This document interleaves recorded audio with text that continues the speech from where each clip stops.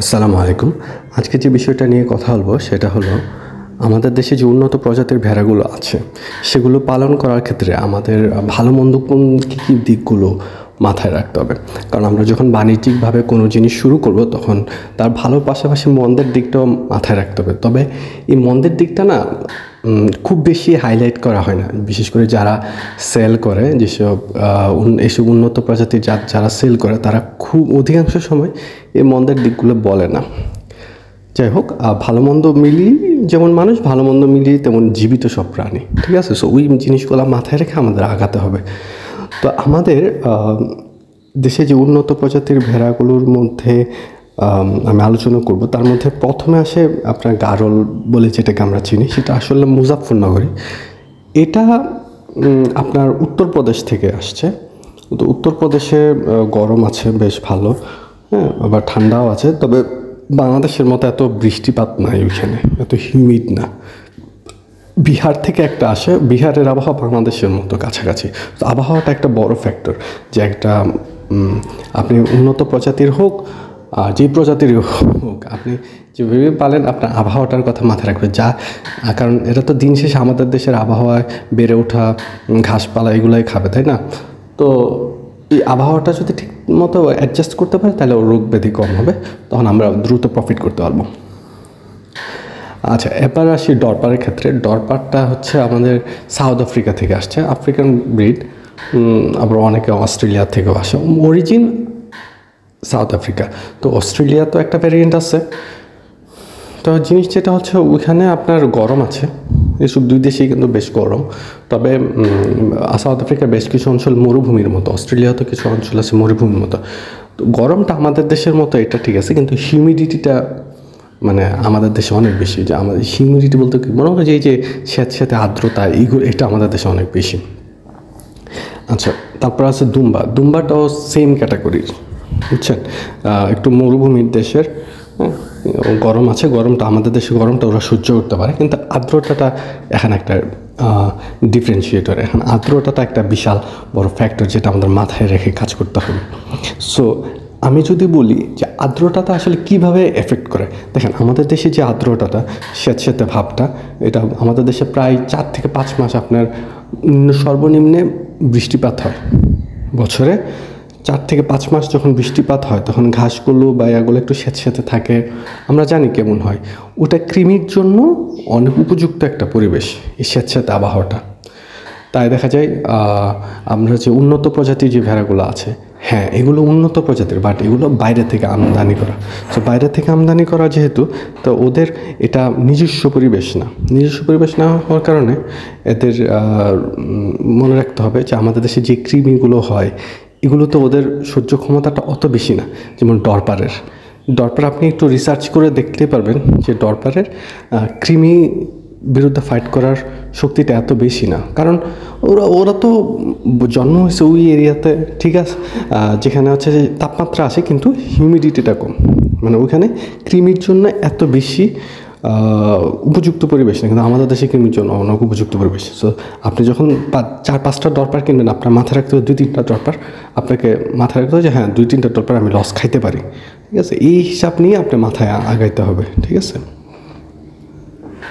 তার পাশাপাশি আপনার আরও কিছু জিনিস আছে, যেমন দুম্বার ক্ষেত্রে যেটা বলি, এই যে স্যাঁতস্যাঁতে কর্দমাক্ত মাটিতে মনে করেন ওরা যখন চলাফেরা করে তখন হয় কি ওদের পায়ে একটা ঘা হয়, পোকা হয়। এটা কেন হয়? কারণ ওরা এই দেশের আবহাওয়ার সাথে, এই স্যাঁতস্যাঁতে আবহাওয়ার সাথে অ্যাডজাস্টেড না। আমার একটা কথা বলি, আমি যখন শুরুর দিকে চিন্তা করতাম তখন চিন্তা করতাম যে আচ্ছা ওইটা তো মরুভূমির প্রাণী, তাহলে আমাদের দেশে গরমের তাপমাত্রা ওরা সহ্য করতে পারবে, এতটুকুই। কিন্তু আমি একটা গুরুত্বপূর্ণ পয়েন্ট বাদ দিয়ে দিতাম, সেটা হচ্ছে আর্দ্রতাটা। আর্দ্রতাটা খুবই গুরুত্বপূর্ণ, কারণ আর্দ্রতাতে আপনার কৃমি হয়, আর্দ্রতাতে ঘা হয়, আর্দ্রতাতে আপনার খুসপাস্ত্রা হয়, চামড়ার নিচে ঘা হয় যেটা। সো এগুলো আপনার মাথায় রাখতে হবে আর কি, যে এই জিনিসগুলো আমাকে ডিল করতে হতে পারে, যেটা হয়তো বা আমরা দেশি ভেড়ার ক্ষেত্রে করতে হতে পারে না। তাহলে কি আমরা উন্নত জাতের ভেড়া পালবো না? অবশ্যই পালবো, কারণ উন্নত জাতের ভেড়া আমাদের অনেক সম্ভাবনা হয়। কিন্তু আমাদের এই জিনিসগুলো মাথায় রাখতে হবে যে হ্যাঁ কৃমির আধিক্য বেশি থাকবে, কৃমির যদি আমরা যথাযথ ডোজও করাই তাও কিন্তু হতে পারে যে অনেক ভেড়া মারা যেতে পারে। তারপর হচ্ছে আপনার চামড়ার নিচে ঘা হওয়া, পায়ে ঘা হওয়া, এই জিনিসগুলো আমাদেরকে প্রতিনিয়ত ফেস করতে হতে পারে। সো এইগুলার ট্রিটমেন্ট জেনে বা এগুলোর ট্রেনিং নিয়ে আমাদেরকে আগাইতে হবে, ঠিক আছে? আর যদি আমরা মনে করেন ট্রেনিং না নিলাম, যে বিসমিল্লাহ করে শুরু করলাম, হ্যাঁ করা যাবে, তবে আপনার আইডিয়া রাখতে হবে যে আপনার 30 to 40% আপনার ভেড়া হিসাবে খারাপ চিন্তা করে শুরু করে আর কি, যে আমরা মারা যেতে পারে বা আমরা লস হইতে পারে, এভাবে চিন্তা করে আমরা আগাইতে যেতে পারি, ঠিক আছে? আচ্ছা, তো এখানে একটা কথা আছে, মুজাফফরনগরের যে ভেড়াটা বা গারল যে ভেড়াটা আমরা বলি, যে গারলটা অনেক দিন ধরে আমাদের দেশে আছে। সো এটা প্রজন্মের পর প্রজন্ম আছে। সো হয় কি, ওদের রোগবালায় প্রতিরোধটা সাধারণত ডরপার আর দুম্বা থেকে অনেক বেশি আমাদের দেশে। আমার যে এখানে দেখতে পাচ্ছেন গারলগুলো আছে, সেগুলো আপনি দেখবেন যে পানিতে নেমেও খাচ্ছে, শুকনো জায়গায়ও খাচ্ছে, স্বেচ্ছাতে থাকা জায়গায় খাচ্ছে। ওদের ক্রিমির ডোজ করাচ্ছি, তারপর আপনার চামড়ার নিচে ঘা হতে পারে স্বাভাবিকভাবে, এটা শুনে আইভারমেকটিন গ্রুপের ইঞ্জেকশন, ভার্মিক দিতে পারেন, আইভারমেকটিন প্লাস দিতে পারেন, এগুলো দিতে পারেন। এগুলো দিলে মোটামুটি ওরা খুব ভালোভাবে সার্ভাইভ করে ভালোভাবে একটা আউটপুট দিতে পারে। সো ডরপারের ক্ষেত্রে আপনাকে এভাবে আগাইতে হবে। হ্যাঁ, যদিও আমাদের এখানে ডরপারের দামটা অনেক বেশি। একটা প্রাপ্তবয়স্ক ডরপারের দাম আমার কাছে চাই 50 থেকে 80 হাজারের মতো। চিন্তা করেন, তো এইগুলা যদি একটা দুইটা মারা যায়, আমাদের কিন্তু লাখখানেক টাকার জায়গায় লস হয়ে যায়। সো এই জিনিসটা আমাদের মনে রাখতে হবে যে আমরা যখন নিব, ঠিক আছে, আমরা রোগ পালাই বা ও আমাদেরকে কীরকম আউটপুট দেবে সেই চিন্তা মাথায় রাখতে হবে। এখন রোগ পালাই যদি আমরা হ্যান্ডেল করতে না পারি, আমরা আউটপুট পাবো না তো, ঠিক আছে? আচ্ছা, আরেকটা জিনিস মাথায় রাখবেন, যেটা হলো মুজাফফরনগরী বা গারল যেটা আমরা প্রজন্মের পর প্রজন্ম পেয়ে আসছি, সেটা আমাদের দেশে এখন অনেক ওয়েল সুটেড, কিন্তু ডরপার বা দুম্বা এখন এত ওয়েল সুটেড না। এগুলো যারা পালে তারা খুব উপরে মাচার উপর আলিশানভাবে পালে। হ্যাঁ, গ্রেজিং খুব একটা করায় কিনা আমি জানি না, আমি যত জায়গায় দেখছি করায় না। ওরা স্টল ফিডিং করায়, আবদ্ধ অবস্থায় পালে, আবার নিচে ছাড়লেও বেশি দূর ছাড়ে না। কিন্তু আমরা যখন এভাবে সবাই তো আর এরকম করতে পারবো না, কারণ এটার একটা খরচ আছে। সো আমরা গ্রেজিং করাই খরচটা কমাইতে পারি, মানে অর্থাৎ চারণভূমিতে চড়াই খরচটা কমাইতে পারি। এখন চারণভূমিতে চড়াতে গেলেই আমাদের ওই যে রোগ ব্যাধি যেগুলো কথা বলে, এগুলোর কথা মাথায় রাখতে হবে। আচ্ছা, সো মুদ্রা কথা হলো, আমরা যে এই উন্নত প্রজাতির ভেড়ার কথা বলতেছি, এটা পালন করা খুবই ভালো, কারণ এদের মাংসের টেস্টটাও ভালো হয়, মাংসের গ্রোথটাও ভালো হয়, ঠিক আছে? আর এটা আমাদের আমিষের চাহিদা মেটাতে ভালো একটা কাজ করবে। আর আমাদের খামারিরা যারা এগুলো সেল করে, তারা হয়তো বা ভালো দিকটাই ফোকাস করে, কিন্তু মন্দের দিকটা বলে না।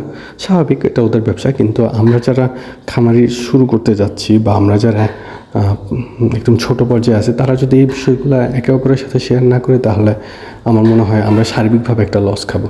যেমন গারলের ক্ষেত্রে আমরা দেখছিলাম যে অনেকে গারল পালন করতো শুরুর দিকে, কিছু বুঝে না বুঝে এরকম বুঝাই দেওয়া হয়তো গারল পাললেই লাভ। কিন্তু তখন তো গারল একদম শুরুর দিকে ছিল। গারল আপনার একটা পরিবেশ, একটা জায়গায়, এক জেলা থেকে আরেক জেলাতে যাইতো, তারপরে আপনার টায়ার্ড হয়তো, নিউমোনিয়া হয়ে যেত, আপনার কৃমির হয়ে যেত, আধিক্য হইতো। সো মানুষ তো দেশি ভেড়া নিয়ে এইসব কাজ করতো না, যে কৃমির ডোজ দেওয়া, ভার্মিক দেওয়া, তারপর চামড়া নিচে ঘায়ের জন্য লোম কেটে দেওয়া, সবসময় আইভারমেকটিন দেওয়া, তো এগুলো তো মানুষ করতো না। তো এই ভেড়াগুলোর সাথে মানুষ ওই জিনিসটা মাথায় রাখে নাই, তো অনেক খামার ধসে গেছে। সো আমাদের এই জিনিসটা মাথায় রাখতে হবে যখন আমরা ডরপার বা দুম্বার খামার করি, ঠিক আছে? আচ্ছা, ধন্যবাদ সবাইকে। আজকে এতটুকুই ছিল। আসসালামু আলাইকুম।